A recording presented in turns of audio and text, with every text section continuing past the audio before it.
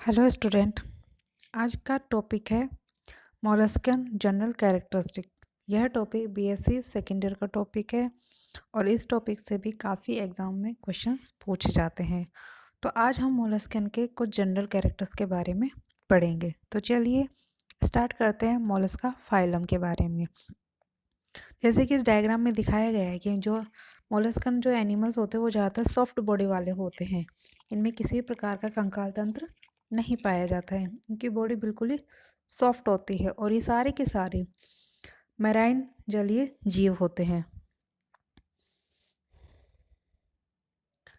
तो जनरल का सब इसका इंट्रोडक्शन हम पढ़ते हैं। The term Mollusca was coined bye Aristotle. सबसे पहले इसका शब्द जो दिया गया था वह एरिस्टोटल ने दिया था। The term Mollusca was defined by quiver. और मोलस्का को सबसे पहले डिफाइन क्यूवर ने किया था। ये सॉफ्ट बॉडी एनिमल्स होती हैं, यानी इनकी बॉडी बिल्कुल सॉफ्ट होती है। It is the second largest phylum, जो ये पूरे वर्ल्ड में दूसरे नंबर का सबसे लार्जेस्ट फाइलम है। पहले नंबर का ऑर्थोपोडा आता है, दूसरे नंबर का ये दूसरे नंबर का मोलस्का फाइलम आता है। और मोलस्का की जो पढ़ाई होती है, स्टडी होती है, उसको मेलेकोलॉजी बोलते हैं। और मोलस्का के ऊपर जो शेल्स होती है, कवच होता है, उसकी स्टडी को कॉन्कोलॉजी कहा जाता है। Architecture thesis largest invertebrate commonly called as giant squid. सबसे बड़ा एनिमल है, उसको जाइंट स्क्विड को कॉमन कहा जाता है। They are inhabited all habitat except air. Air के अलावा लगभग सभी तरह के हैबिटेट में पाए जाते हैं। Molluscan came into existence in the early Cambrian period and flourishing.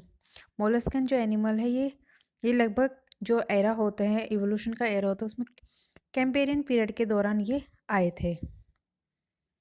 अब अगर देखें मोलस्कन का जो जनरल बॉडी स्ट्रक्चर होता है वो कैसा होता है।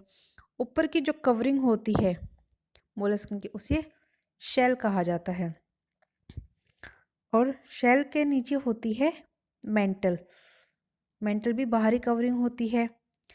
इस एनिमल के एलिमेंट के ऊपरी साइड पे ये जो ऑरेंज कलर का है, ये इसको बोलते हैं डाइजेस्टिव डाइवर्टिकुलम।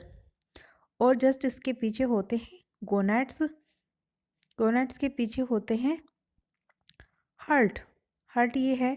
और इसके अंदर है जो हार्ट होता है, किडनी जस्ट इसके नीचे लाइन होती है।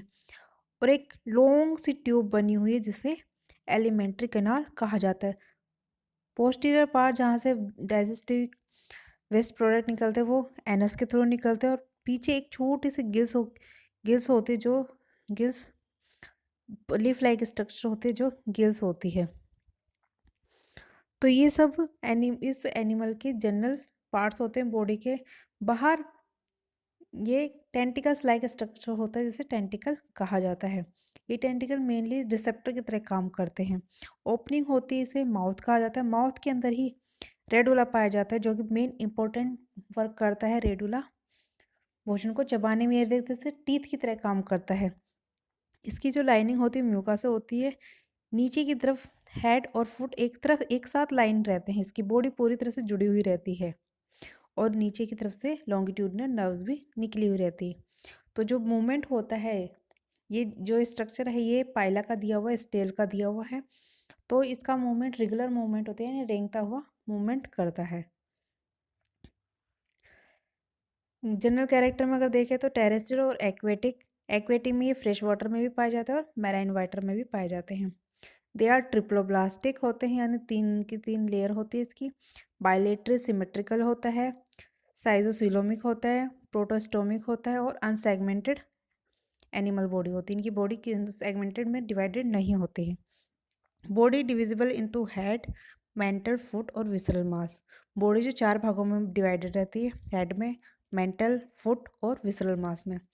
Shell when present usually either external और इंटरनल और एब्सेंट। सेल जो होती है, ऊपर की बाहरी जो कवच होता है, वो बाहरी एक्सटर्नल भी हो सकता है, इंटरनल भी हो सकता है और कभी कभी एब्सेंट भी हो सकता है। Coelom is reduced and is represented by pericardial cavity. इसमें वास्तविक जो गुहा होती है वो कम पाई जाती है और वो पेरिकार्डियल कैविटी के रूप में पाई जाती है। गोनाड्स कैविटी भी पाई जाती है और किडनी भी पाया जाता है।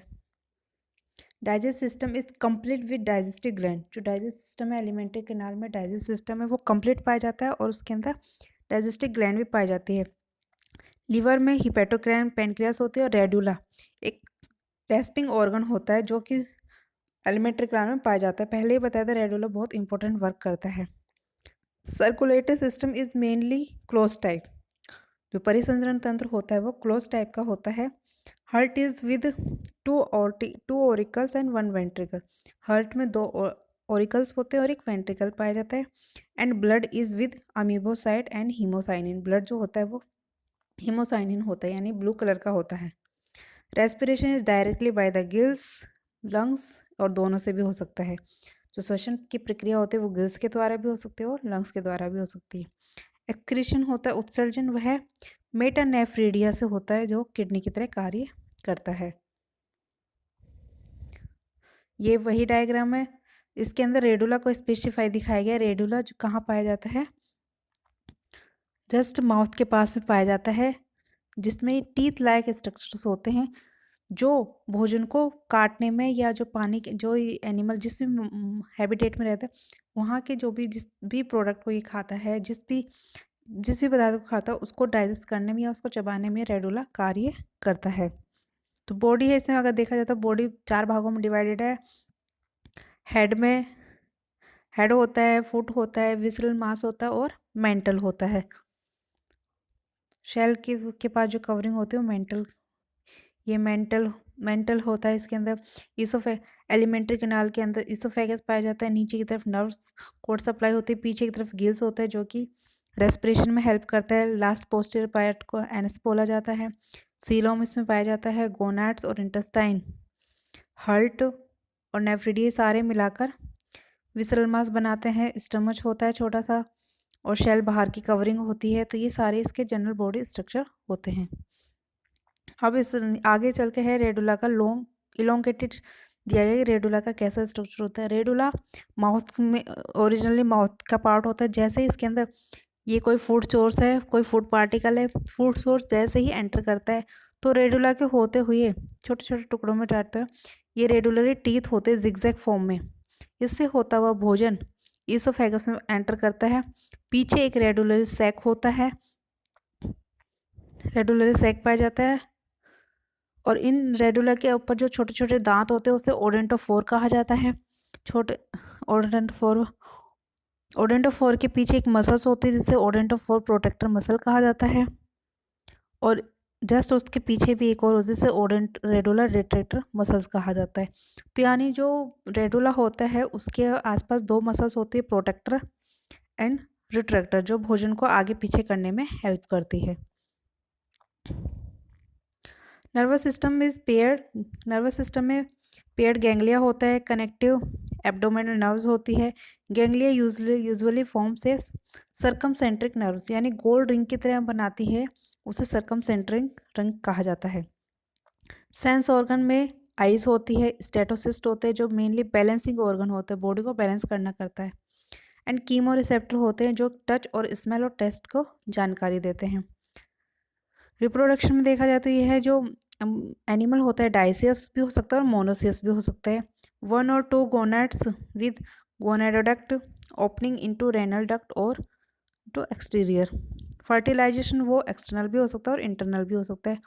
डेवलपमेंट डायरेक्ट भी हो सकता है और लार्वल फॉर्म में भी हो सकता है। अगर फर्टिलाइजेशन इंटरनल हुआ तो डायरेक्ट डेवलपमेंट हुआ और अगर एक्सटर्नल हुआ तो लार्वल फॉर्म में हुआ।